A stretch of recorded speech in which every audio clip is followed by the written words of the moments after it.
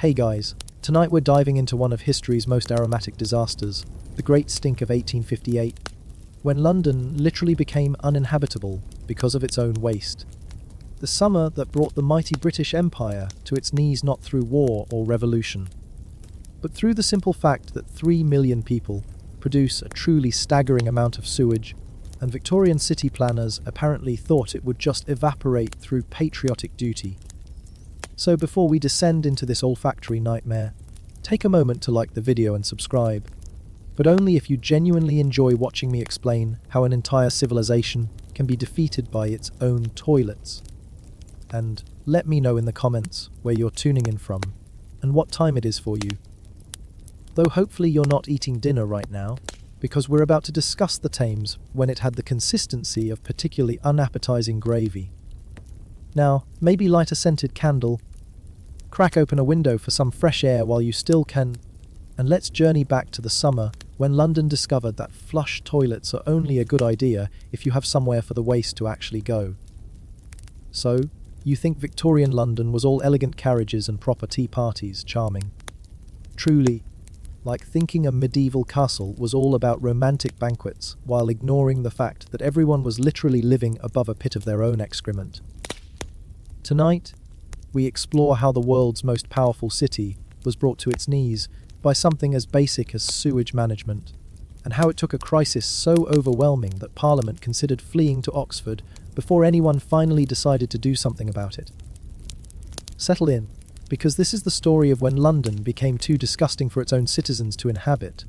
Picture this, it's 1858, and London smells like the devil's own bathroom after a particularly regrettable curry night. But we're getting ahead of ourselves. Let's start from the beginning, back when people thought bathing was suspicious and sewage was someone else's problem. London in the mid-1800s was a city bursting at the seams, quite literally. The population had exploded faster than a poorly maintained gas lamp, swelling from about 1 million souls in 1800 to nearly 3 million by 1858. 3 million people? Mind you, all producing roughly the same amount of waste as 3 million people tend to produce, which is to say, an absolutely staggering amount. The city planners, bless their optimistic hearts, had apparently assumed that human excrement would simply evaporate through sheer British determination. They were wrong. Catastrophically, apocalyptically wrong. The Thames, that grand old river that had once been the lifeblood of commerce and the pride of the empire, had become something else entirely.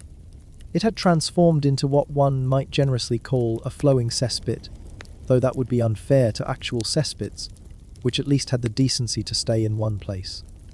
No, the Thames had become a writhing, churning snake of liquid nightmare that carried the accumulated digestive failures of millions of Londoners straight through the heart of their city.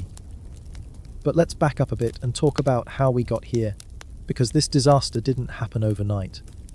It was a slow-motion catastrophe decades in the making, a perfect storm of Victorian confidence, medieval infrastructure, and the kind of willful ignorance that could only be achieved by a society that genuinely believed that if you ignored a problem hard enough, it would solve itself through patriotic duty. For centuries, London had managed its waste the old-fashioned way, which is to say, barely at all. People used chamber pots and outdoor privies, and the waste was either buried in the ground or carted away by enterprising individuals known as night soil men, who had the enviable job of collecting human excrement for use as fertilizer.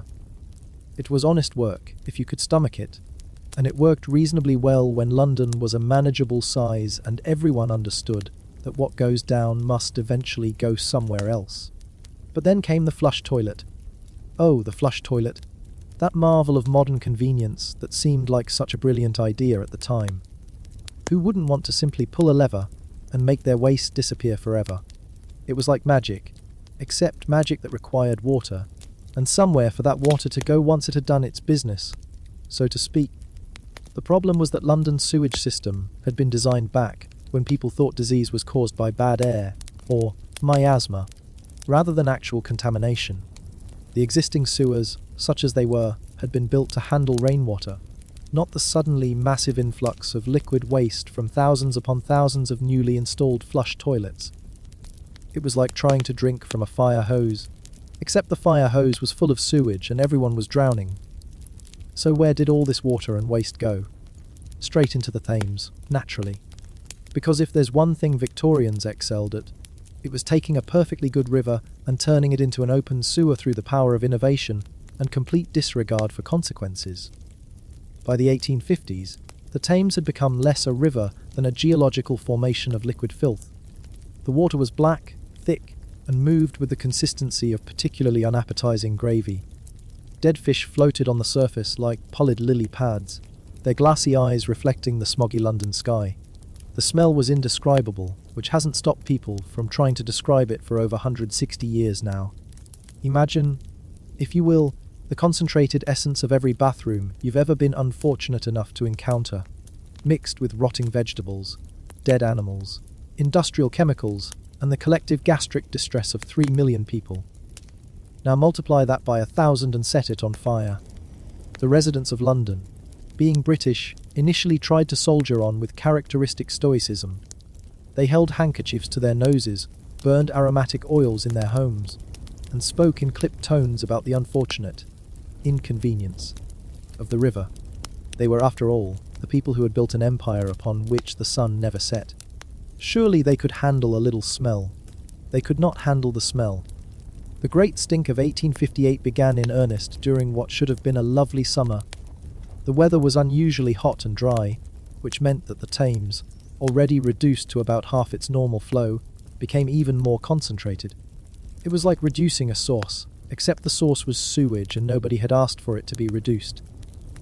The heat acted like a giant aromatherapy diffuser, except instead of lavender and eucalyptus, it was dispersing the concentrated essence of human waste throughout the city.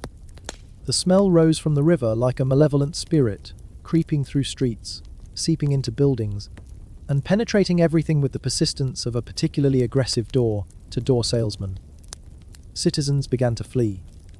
Not just the wealthy ones who could afford to leave, though they certainly did, packing their trunks and departing for the countryside with the urgency of people escaping a plague.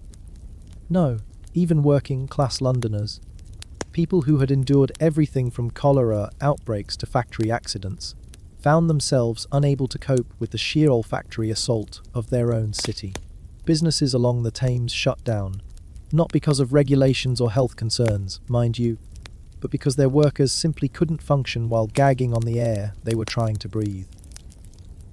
River traffic, the lifeblood of London commerce, ground to a halt as bargemen and dock workers refused to work near the water. Even the rats, those hardy survivors of urban life, were reportedly abandoning ships and seeking higher ground. The government, in its infinite wisdom, initially tried to ignore the problem. This was, after all, 1858, and the Victorian approach to most crises was to maintain a stiff upper lip and hope that moral fortitude could overcome physical reality. Members of Parliament continued to meet in the Houses of Parliament, which sat right on the banks of the Thames, and attempted to conduct business as usual while breathing through handkerchiefs soaked in lime water. This lasted exactly as long as you might expect it to. The first sign that the government was taking the situation seriously came when they began hanging lime-soaked sheets over the windows of Parliament. The second sign was when they started discussing the possibility of moving the entire government to Oxford until the crisis passed. The third sign was when several MPs actually fainted during sessions, overcome by the toxic fumes wafting in from the river. But it wasn't just the smell, horrific as it was. The Thames had become a genuine public health catastrophe. Cholera outbreaks were sweeping through the city with deadly regularity, though most people still believed these were caused by the bad air rather than contaminated water. The irony, of course, was that while they were wrong about the air causing cholera, the air certainly was bad enough to cause plenty of other problems. People developed respiratory issues, persistent nausea, and what one doctor described as a general malaise of the spirit, which was Victorian for, "This is so disgusting, it's making us depressed." The press, never one to understate a crisis, went into overdrive. Newspapers published daily updates on the smell, complete with detailed descriptions that probably made people ill just from reading them. Punch, the satirical magazine, ran cartoons showing Father Thames as a diseased and dying old man. while the Times published editorials demanding immediate action with the kind of urgency usually reserved for declarations of war. One particularly memorable article in the Times described the Thames as pestiferous and typhus breeding abomination, which was strong language for a newspaper that usually described military defeats as temporary setbacks. Another writer compared the river to the Styx, but less pleasant and with worse company. The situation reached its absolute nadir in July of 1858, when the temperature soared and the Thames essentially began to cook in its own filth. The combination of heat, low water levels, and concentrated waste created what scientists would later describe as an anaerobic environment perfect for producing hydrogen sulfide, ammonia, and various other compounds that the human nose was never intended to encounter in such quantities. People began wearing primitive gas masks made from cloth and charcoal. Street vendors started selling pomanders and aromatic sachets, doing booming business among desperate Londoners willing to try anything to block out the stench. Some enterprising individuals even began marketing Thames protection kits that included nose plugs, scented handkerchiefs, and small bottles of peppermint oil. The wealthy fled to their country estates, leaving behind a city populated primarily by those too poor to escape. These unfortunate souls had to continue their daily lives in conditions that were quite literally toxic. Children played in streets that reeked of sewage. Workers laboured in factories where the air was barely breathable, and families huddled in their homes with windows sealed shut, trapped between the stench outside and the stuffiness within. But perhaps the most telling indicator of just how bad things had become was the behaviour of the Thames watermen, the hardy souls who made their living on the river. These were men who had spent their entire lives on the Thames, who knew every bend and current, who could navigate in fog so thick you couldn't see your own hand. They were, in short, the kind of people who didn't scare easily. They abandoned the river entirely, not just during the worst days but for weeks on end. Men who had worked the Thames through wars, plagues, and every manner of disaster simply refused to set foot on their boats. When asked by reporters why they had stopped working, one waterman replied, "I'd rather starve on land than die on that river." Another said, "The Thames ain't a river anymore. It's hell with a current."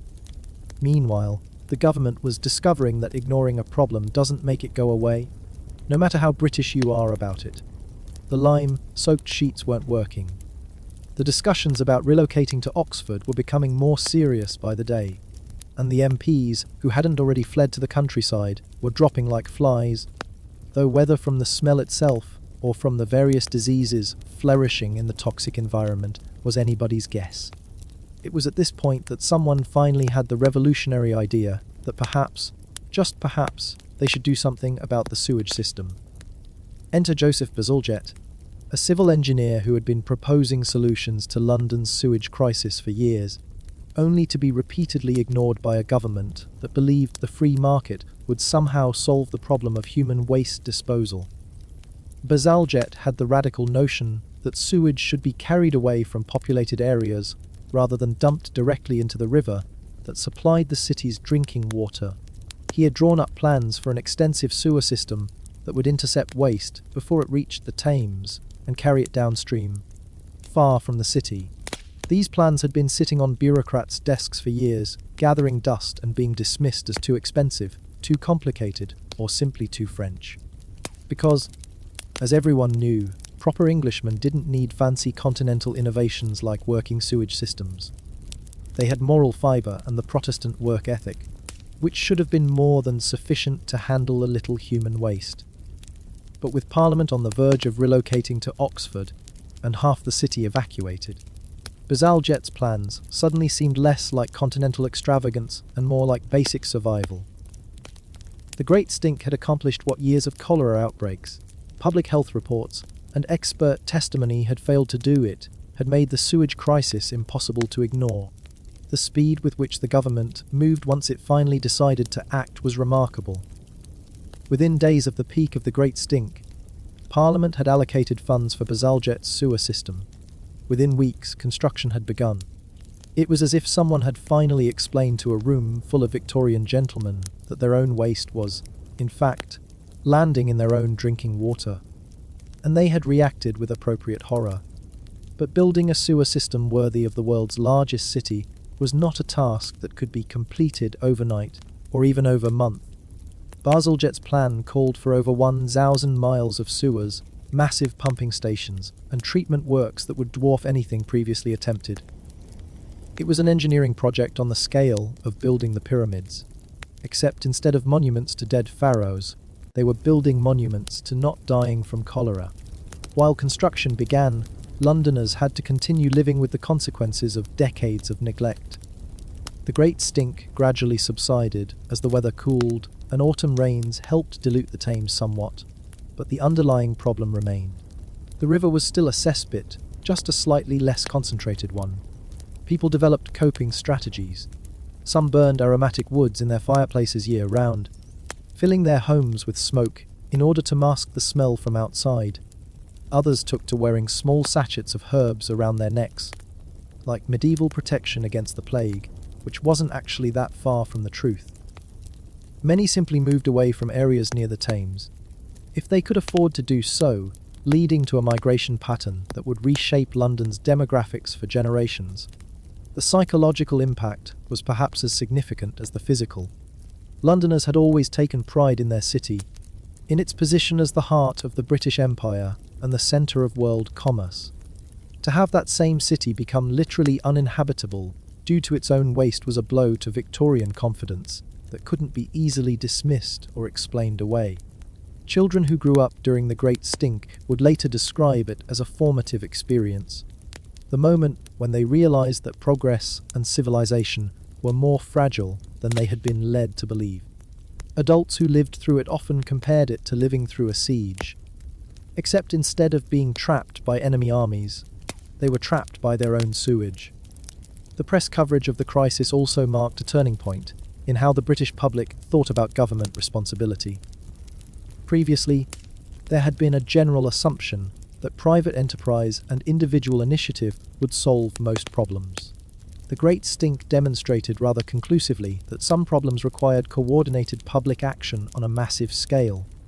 You can't privatize a river, and you can't rely on market forces to properly dispose of sewage when the market's natural inclination is to dump it in the cheapest possible place.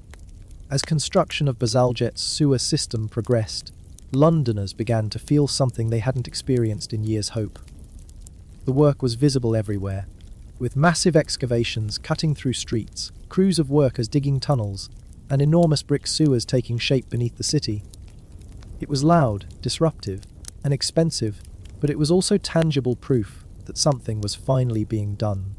The construction itself was a marvel of Victorian engineering ambition.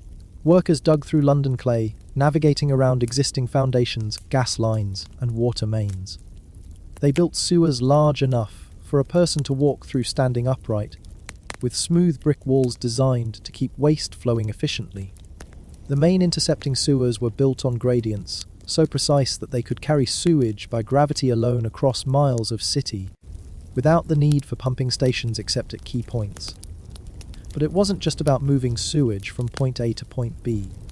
Bazalgette's system included treatment works designed to process waste before it was discharged into the Thames, far downstream from the city's water supply. It included overflow systems for handling sudden influxes of rainwater, and maintenance access points that would allow workers to keep the system functioning for decades to come. The scale of the project was staggering. Over 318 million bricks were used in the construction, hundreds of thousands of tons of concrete and mortar, tens of thousands of workers, labouring in shifts around the clock. At the peak of construction, the sewer project employed more people than most armies, and through it all, Londoners continued to cope with the ongoing crisis. The Great Stink of 1858 might have been the worst single episode, but the underlying problem of the contaminated Thames continued. Cholera outbreaks still occurred with deadly regularity. The smell, while not as overwhelming as during that terrible summer, remained a constant reminder of the city's vulnerability. People adapted in ways both practical and bizarre. Enterprising manufacturers began producing Thames filters for drinking water, devices of dubious effectiveness that nonetheless sold briskly to desperate families. Perfumers did booming business selling strong scents, designed to overpower the smell of sewage. One popular product was called Empire Rose, which promised to provide the sweet scent of English gardens to combat the unfortunate aromas of urban progress. A medical profession, still largely operating under the miasma theory of disease, recommended various treatments for ailments caused by bad air. These ranged from the reasonable, spending time in cleaner areas when possible, to the absurd secular, wearing amulets made from aromatic woods, which were supposed to purify the air around the wearer. Religious leaders interpreted the crisis in their own terms. Some saw it as divine punishment for the excesses of urban life, while others viewed it as a test of British moral character. Church attendance actually increased during the worst periods, as people sought spiritual comfort in the face of physical discomfort. Artists and writers found inspiration in the crisis, though perhaps not the kind they would have preferred. Charles Dickens, already known for his vivid descriptions of London's darker side, wrote extensively about the Thames and its condition. His descriptions were so graphic that some readers complained they made dining impossible for hours after reading them. The crisis also sparked what might be called the first environmental movement, though nobody used that term at the time. Citizens' groups formed to pressure the government for action, to monitor the progress of sewer construction, and to document the ongoing health effects of living in a contaminated city. These groups would later evolve into the kind of public advocacy organizations that would become central to democratic governance. Children's education was affected in ways both obvious and subtle. Schools near the Thames simply closed during the worst periods, as teachers and students alike found it impossible to concentrate while constantly fighting nausea. But even schools that remained open had to adapt their curricula. Geography lessons suddenly focused heavily on river systems and their proper management. Science classes devoted extensive time to discussions of disease transmission and public health. The economy, meanwhile, was taking a beating that extended far beyond the immediate area around the Thames. London's position as a commercial hub depended on its river access, and with river traffic severely disrupted, goods had to be transported by more expensive land routes. Insurance rates for London businesses skyrocketed, as insurers recognised that a city that couldn't manage its own waste was a poor risk for any kind of investment. International visitors, crucial to London's economy and prestige, began avoiding the city entirely. The grand hotels near the Thames, previously the most prestigious addresses in London, found themselves nearly empty. Tourism, already a growing industry, collapsed entirely during the worst periods. Foreign newspapers began describing London as the city that defeated itself with its own waste, which was not exactly the kind of international publicity the British government was hoping for. The shipping industry suffered particularly severe disruption. Ships still had to use the Thames to reach London's docks, but crew members demanded hazard pay for working in such conditions. Some shipping lines actually began avoiding London altogether, diverting cargo to other ports and transporting goods overland. This was extremely expensive and inefficient, but preferable to having crew members become ill or simply refuse to work. Meanwhile, the construction of the sewer system was proving to be as disruptive as the sewage crisis itself, though in more manageable ways. Entire streets were torn up for months at a time. Businesses had to adapt to having their storefronts accessible only by temporary walkways over massive excavations. The constant noise of construction made life difficult for everyone, but it was the kind of noise that promised eventual relief rather than ongoing misery. Workers on the sewer project faced extraordinary hazards. They were digging through soil that had been contaminated with sewage for decades. They worked in tunnels where toxic gases could accumulate to dangerous levels. Cave-ins were a constant risk, as was flooding from broken water mains or sudden rainstorms. Many workers suffered from what were then called sewer diseases, respiratory and digestive ailments caused by prolonged exposure to contaminated air and water. Despite these dangers, there was no shortage of volunteers for the work. The pay was good by working class standards, and more importantly, the workers knew they were building something that would benefit not just themselves, but their children and grandchildren. There was a sense of civic pride in the project that overcame many of the immediate hardships. The engineering challenges were immense. London's underground was a maze of existing utilities, foundations, and ancient structures. Workers regularly uncovered Roman walls, medieval foundations, and remnants of buildings destroyed in the Great Fire of 1666. Each discovery required careful navigation to avoid damaging historically significant structures while still completing the essential work of the sewers. The main intercepting sewers had to be built with incredible precision. A gradient that was too steep would cause excessive erosion and maintenance problems. A gradient that was too shallow would allow waste to accumulate and create blockages. Bazalgette's engineers had to calculate the optimal slope for carrying millions of gallons of sewage across miles of city, accounting for variations in flow, seasonal changes, and the need for access points throughout the system. The bricklaying alone was an art form. The sewers had to be completely watertight to prevent contamination of surrounding soil and groundwater. Every joint had to be perfect, every surface smooth enough to prevent accumulation of waste. The workers developed specialized techniques for laying bricks underwater, for working in spaces barely large enough for a person to move, and for maintaining quality standards, even when working by candlelight in toxic air. As the sewer system neared completion, Londoners began to notice the first improvements. Areas where new sewers had been connected showed immediate reductions in ground-level contamination. The smell in these areas diminished noticeably, and residents reported fewer respiratory problems and digestive ailments. But the true test would come with the completion of the entire system. Until all the intercepting sewers were connected and the treatment works were operational, the Thames would continue to receive much of London's waste. The river remained contaminated, the smell persisted, and the public health crisis continued. The psychological effect of seeing progress, however, was enormous. Londoners began to believe that their city might actually become livable again. Property values in areas near completed sewers began to recover. Businesses started making long-term plans again, rather than simply trying to survive from day to day. There was a sense that London was finally taking control of its own destiny rather than simply reacting to crises. The Great Stink had lasted, in its most acute form, for about 4 months during the summer of 1858. But its effects had been felt for years before and would continue to be felt for years after. The crisis had fundamentally changed how Londoners thought about their city, their government, and their relationship with the natural world. Before the Great Stink, there had been a general assumption that technological progress would automatically solve social problems. The flush toilet had been seen as an unmitigated good, a sign of advancing civilization. The idea that it might create new problems worse than the ones it solved had been largely unthinkable.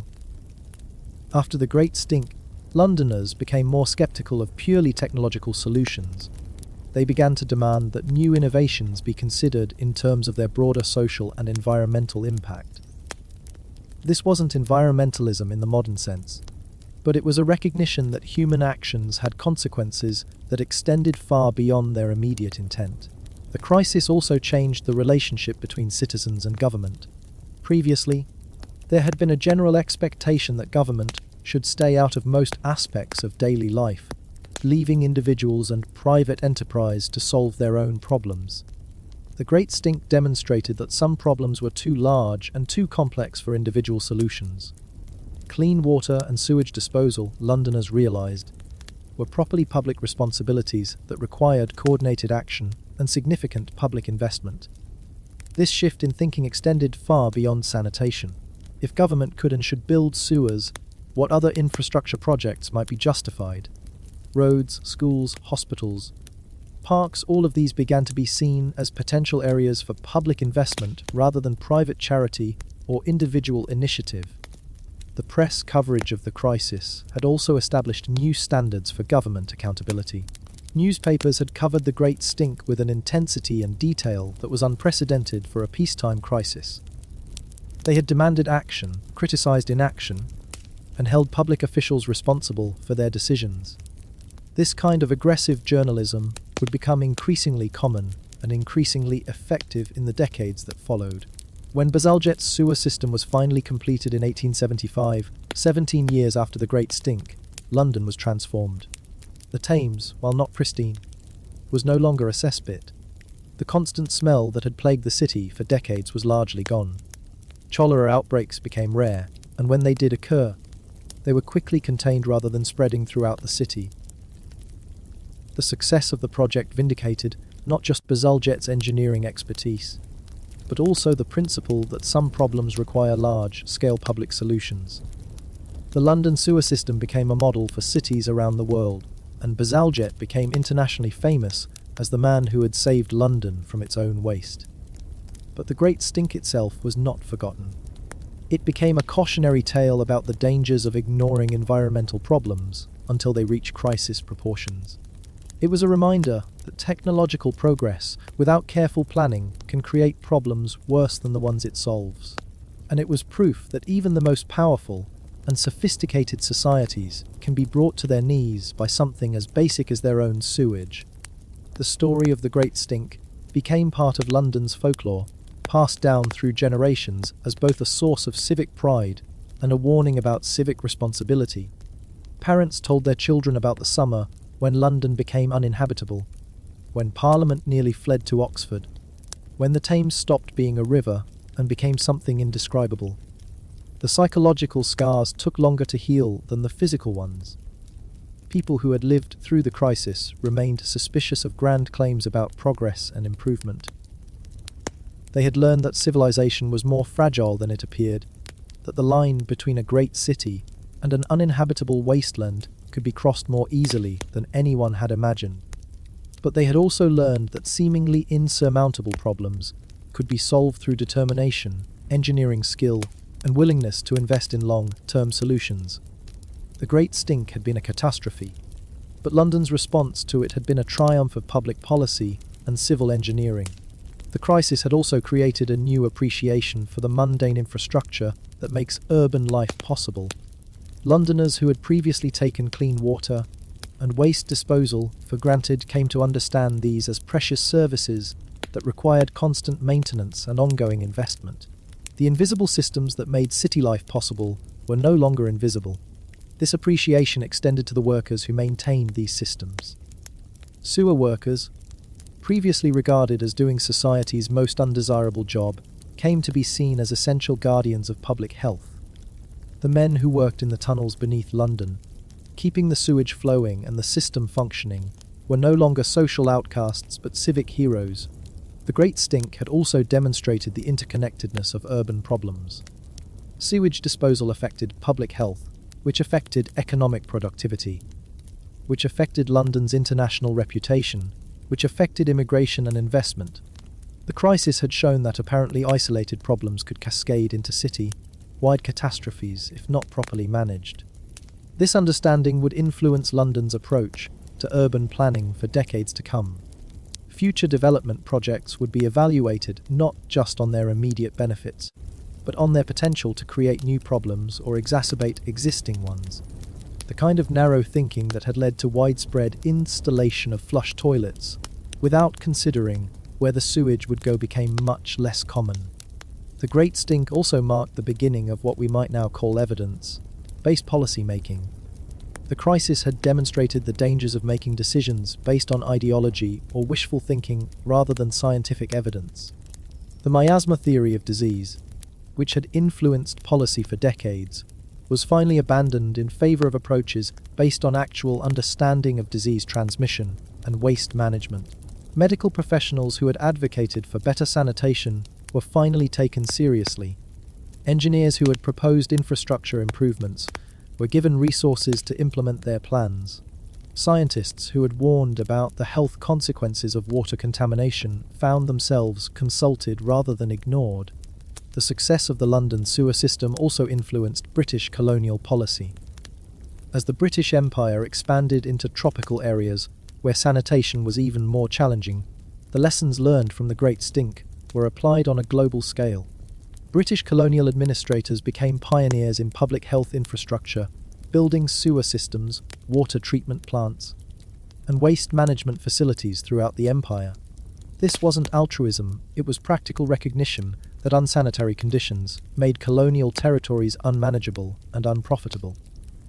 But the result was the establishment of sanitation standards that would benefit colonized populations for generations. even if that hadn't been the primary intention. The Great Stink had also sparked scientific research into waste treatment and water purification that extended far beyond London's immediate needs. British engineers and scientists became world leaders in sanitation technology, exporting their expertise to cities throughout Europe and North America. The crisis that had nearly destroyed London became the foundation for a new industry focused on urban infrastructure. By the time the 19th century ended, London had been transformed. The city that had once been brought to its knees by its own waste had become a model of urban sanitation. The Thames, while still heavily used for commerce and transportation, was clean enough that fish returned to waters where they hadn't been seen for decades. The Great Stink became a historical curiosity, something that older residents remembered and younger ones learned about in school.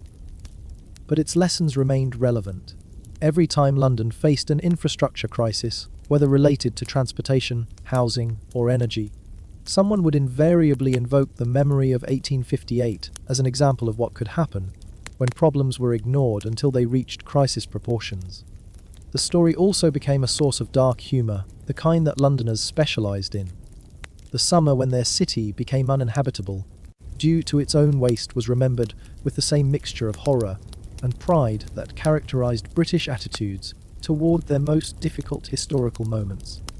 It was terrible, but they had survived it, learned from it, and ultimately been strengthened by it. Writers and historians would return to the Great Stink repeatedly as a subject for books, articles, and academic studies. It was a perfect case study in urban planning, environmental management, government policy, and social change. It demonstrated how quickly a thriving city could become unlivable, but also how quickly effective action could begin to address even the most overwhelming problems. The Great Stink of 1858 lasted only a few months, but it changed London forever. It ended the era when cities could simply dump their waste in the nearest body of water and hope for the best. It established the principle that sanitation was a public responsibility requiring significant public investment. It demonstrated the power of engineering and planning to solve seemingly impossible problems. Most importantly, it showed that even the most advanced and powerful societies were only as strong as their weakest systems. London's position as the heart of the British Empire hadn't protected it from being brought low by inadequate sewage disposal. Military might and commercial success meant nothing when citizens couldn't breathe the air in their own city. The Thames still flows through London today, carrying boats and history in equal measure. It's clean enough for swimming in some sections, home to fish and wildlife that would have been impossible during the Great Stink. The massive sewers that Bazalgette built still carry London's waste, though they've been updated and expanded many times since the 1870s. But somewhere beneath the modern city, in tunnels that most Londoners never see and rarely think about, Joseph Bazalgette's brick sewers still function, as they were designed to do more than 150 years ago. They remain monuments to what can be accomplished when a society finally decides to solve its most pressing problems, no matter how expensive or difficult the solutions might be. The Great Stink was London's most aromatic disaster, but also, in its way, one of its greatest triumphs. Not the disaster itself, of course, but the response to it. The summer when London became uninhabitable taught the city that some problems are too important to ignore, some investments too crucial to postpone, and some responsibilities too fundamental to delegate to market forces or individual initiative. It was a lesson written not in books, but in bricks, not in theory, but in the tunnels that still protect London from its own waste. And every day that Londoners can breathe freely, drink safely, and live without fear of cholera, they benefit from the hard, learned wisdom of that terrible, transformative summer when their city nearly died from its own success. The legacy of the Great Stink extended far beyond London's borders, influencing urban planning across the globe. Cities from New York to Bombay would study London's crisis and learn from both its mistakes and its solutions. The phrase, "doing a London," entered the vocabulary of urban planners as a warning against allowing infrastructure to lag behind population growth. No one wanted to experience their own version of the summer when an entire city became uninhabitable due to bureaucratic inaction and wishful thinking.